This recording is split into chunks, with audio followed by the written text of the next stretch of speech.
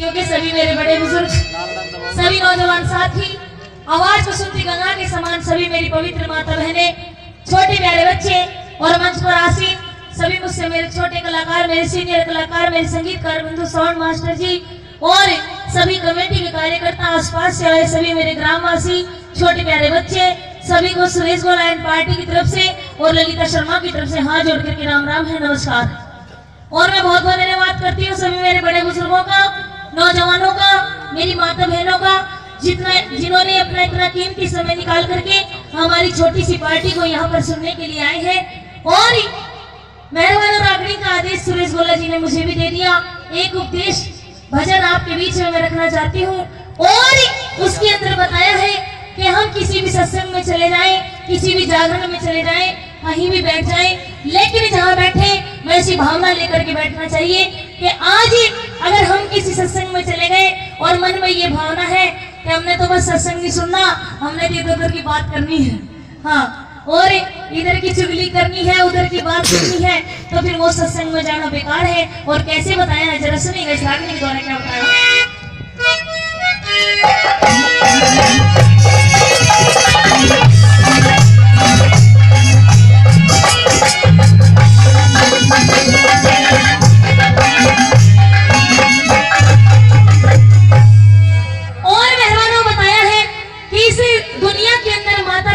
और गुरु का दर्जा सबसे ऊंचा बताया है। और क्यों बताया है जरा सुनिएगा, इस रागनी के द्वारा क्या बताया। ज्ञान बिना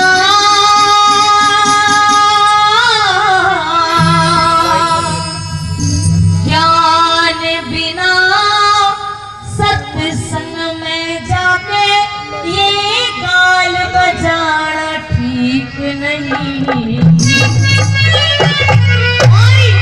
मात पिता और गुरु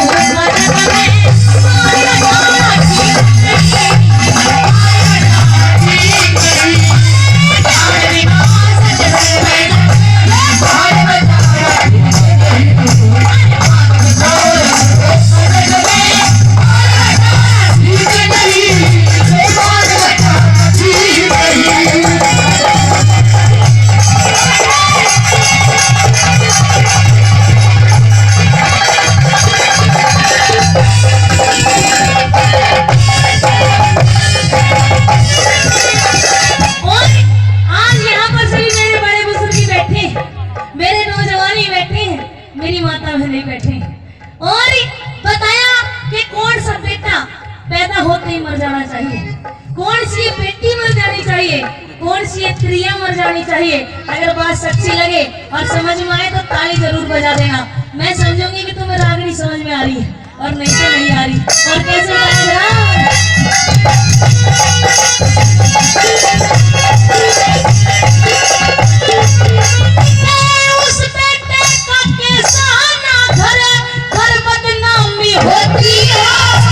उस बेटी का के सहना जोर आप पिता की होती है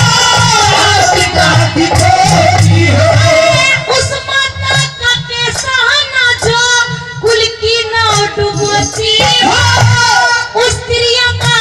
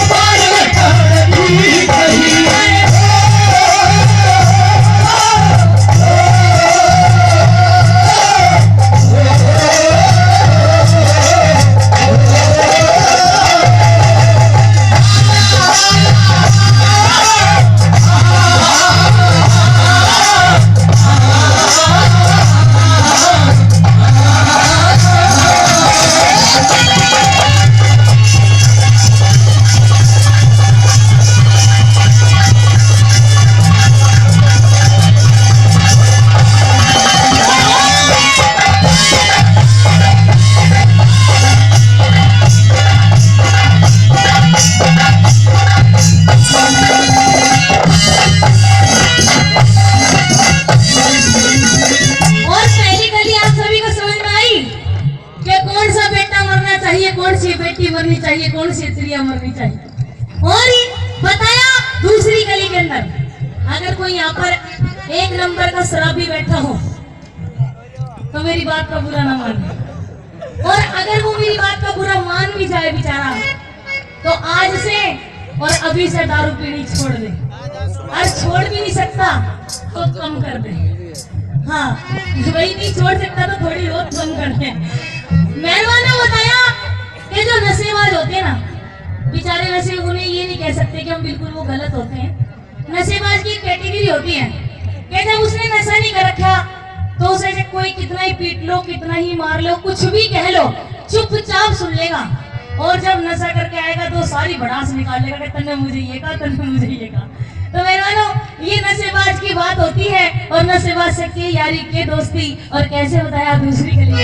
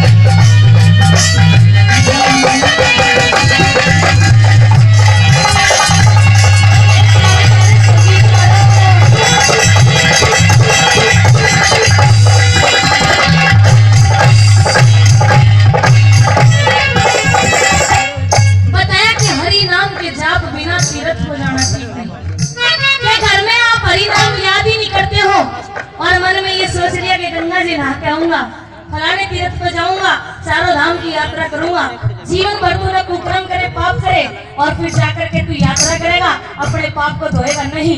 हरि नाम के जाप बिना तीर्थ को जाना ठीक नहीं। और पहले सबसे पहले अपने घर में सुबह उठ के हरि नाम का नाम जाप करेगा, सबका भला करेगा, तो भगवान तेरा यही उद्धार कर देगा, कहीं यात्रा करने की जरूरत नहीं। तो मेहरबानों तीसरी गली के अंदर बताया है कि जो ये पंच सरपंच जो हम ऊंची ऊंची सीटों पर बिठाते हैं, इन्हें इसलिए बिठाते हैं कि वो हमारा और हमारे समाज का उद्धार करें, हमारी सेवा करें। लेकिन वो हमारी सेवा कम और अपनी सेवा ज्यादा करते हैं।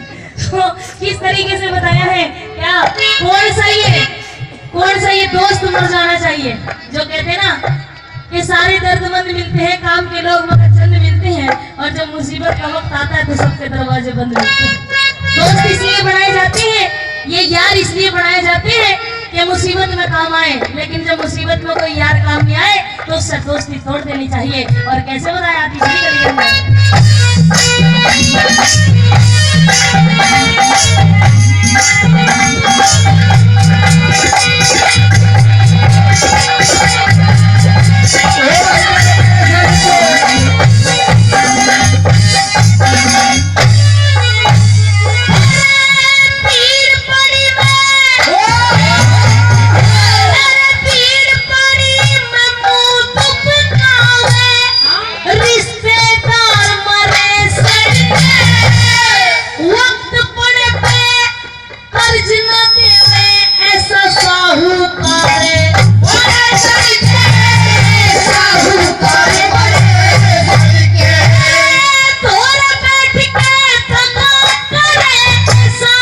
मित्र यार मरे सड़ी